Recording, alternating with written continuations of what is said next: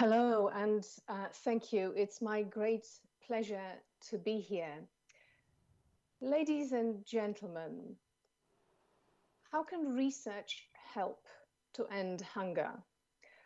One way to answer this question is to assess published research on hunger and determine which interventions can make a difference to the lives of the 690 million people who go hungry every day. These are the opening words of this week's Nature editorial, in which we celebrate the published output of the Ceres 2030 research effort.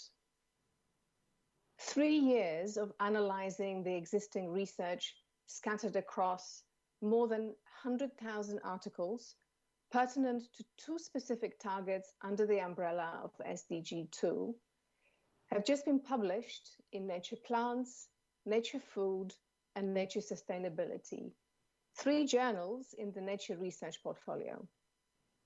I couldn't be more proud to see this work published in our pages.